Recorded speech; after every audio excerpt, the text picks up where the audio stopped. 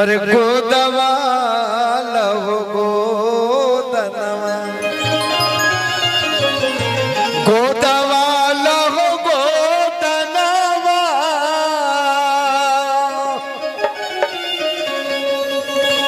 गोदवा लहो गोदनवा गोदवा लहो गोदनवा अरे गोदवा लहो गोदनवा गोदवा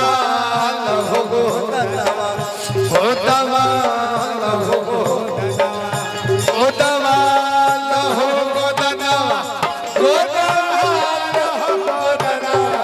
गोदवा लहो गोदनवा गोदवा लहो गोदनवा गोदवा लहो गोदनवा गोदवा लहो गोदनवा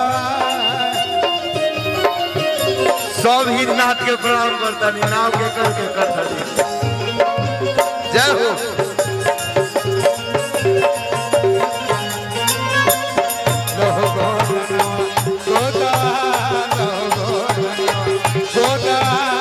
मंटू भाई के पूरा ग्रुप के तरफ से बहुत बहुत पुरस्कार स्वागत करते नहीं अभिनंदन करते नहीं। अरे फूल काढ़ा वाला चाहे दिल बनवाला दिल बनवाला हो दिल बनवाला दिल बनवाला हो दिल चाहे तू बलमुआ के नाम चाहे तू बलमुआ के नाम लिखवाला नाम लिखवाला हो नाम लिखवाला लिखवाला हो नाम लिखवाला। अरे फूल काढ़ा वाला चाहे दिल बनवाला आ चाहे तू बलमुआ के नाम लिखावाला। अरे जाव छपा वाला रुचे भाव जवन मनावा आव छपा वाला रुचे भाव जवन मनावा गोदवा लहो गोदनवा गोदवा लहो गोदनवा गोदवा लहो गोदनवा गोदवा लहो गोदनवा गोदवा लहो गोदनवा गोदवा लहो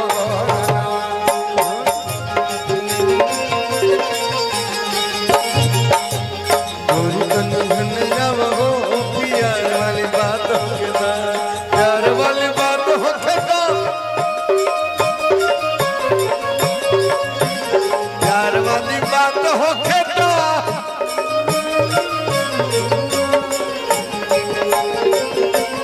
प्यार वाली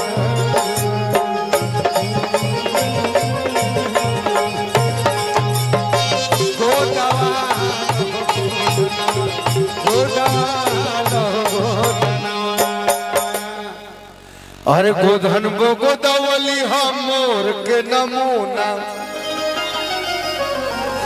करिया वो कलाई बीचे बड़ चुका बूना। पहले लोग गोदना गोदवावे ना तो शौक से गोदवावे शौक से ही नहीं बल्कि जैसे कन्या आई घरे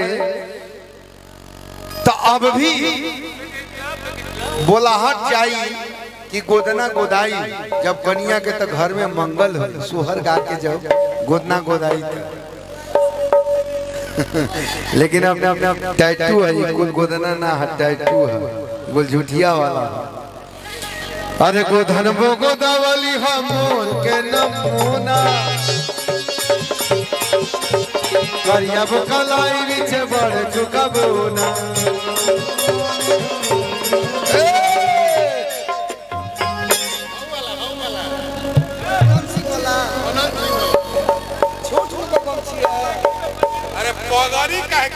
देखा हमार गोलू बेटा पगड़ी बहने हैं आ सही बताई गोलू हमार ओरिजिनल बेटा जो माने चाहे न माने ये हमारा भोजपुरी के शान आन बान हो तब पगड़ी कहाँ बनी तू तो हमार भैया हो। चमन हमारा धर्मेंद्र के भतीजा और बद्दू भैया के लड़का मैंने हमार लड़का बहुत बहुत पुरस्कार। धर्मेंद्र हमार छोट भाई शौक से मतलब चाहे जैसे शिष्य कहला ना वो बात नहीं, तू ही बात कह कि हमारा वाली मोर के दमोना मोर के दमोना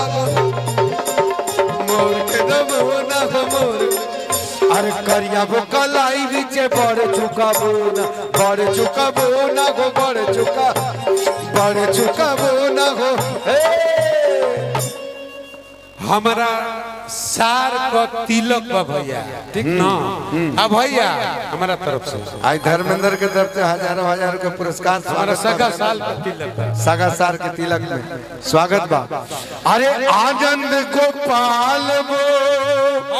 तू जिया के चनवा अरे ये हमारे परम मित्र अजय राय बहुत बहुत पुरस्कार स्वागत बा अभिनंदन बा कि आनंद गोपाल वो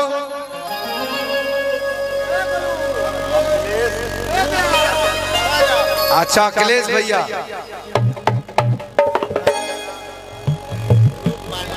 अच्छा रूप पांडे भैया क्या बात है अखिलेश भैया रूप पांडे भैया जमीनी से जुड़े हुए अरे क्या अरे गोलुआ बहुत बहुत स्वागत है अभिनंदन है आनंद गोपाल वो दुई जिया के चनवा मनोज तिवारी तो हम लोग के गार्जियन है उनके यहाँ भतीजा है बहुत बहुत स्वागत है तोर बड़ी मजबूत पकड़ बा। आनंद गोपाल वो नचा दे क्या एक मिनट पैसा बाद में दीजिए ये रखो कि आनंद गोपाल वो अरे तुझी जिया के चलवा आओ आओ भैया आइए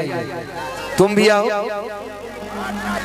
आनंद गोपाल वो तुझी जिया के चलवा आइए अरे गोदवा लहो गोदनवा गोदवा लहो गोदनवा गोदवा लहो गोदनवा गोदवा लहो गोदनवा गोदवा लहो गोदनवा गोदनवा गोदवा गोदवा लहो गोदनवा बहुत बहुत धन्यवाद।